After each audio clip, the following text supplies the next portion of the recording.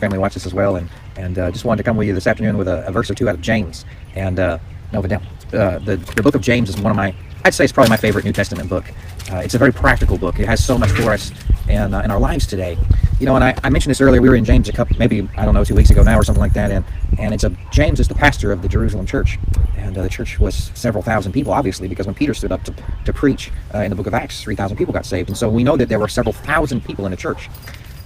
He was the pastor of that very large first church in Jerusalem.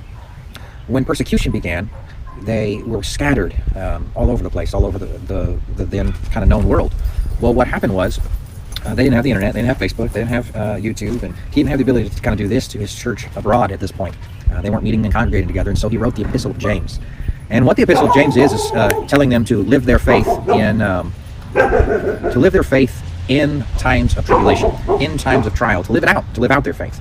So look at James chapter number 2 with me for a moment, and I want to show you verse number 23. And so James is given the illustration of Abraham here about how that faith and works, we're not saved by works, but we're saved by faith. Of course, salvation will bring works, and there will be works in our life because of salvation. Of course, if you plant an orange tree or an apple tree or whatever kind of tree that has fruit on it, it's going to have fruit, right? But the fruit isn't what's making it the tree.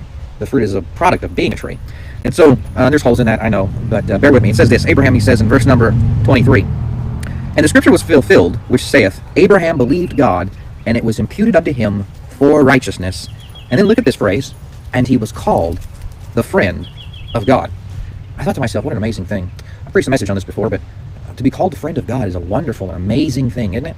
You think about what high praise and honor that is. But you know that Abraham's not called the friend of God just one time, but 3 times in the Bible. You can go to Isaiah.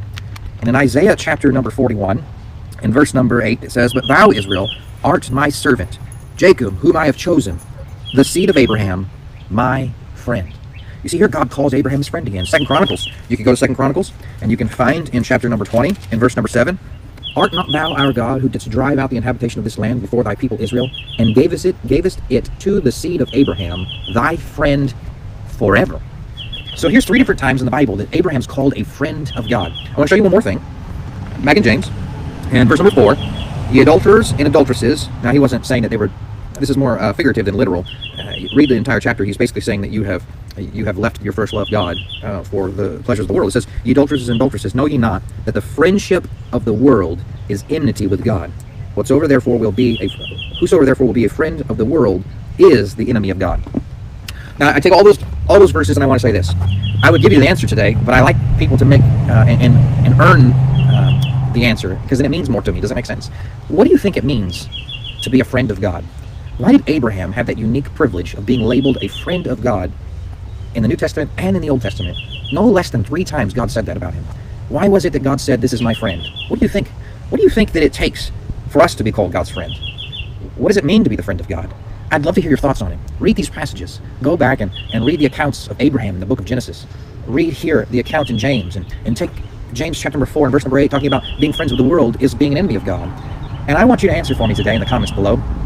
What does it mean to be a friend of God? And how can you become a friend of God? Hey, it's been great to do these devotions, and I really enjoy listening or hearing from you in the comments. Please do me a favor and study this out, and let me know what you decide and what you come up with. I'd be encouraged to hear you. I'm looking forward to church tonight, of course, at 7 o'clock, and I hope you plan on being there with us.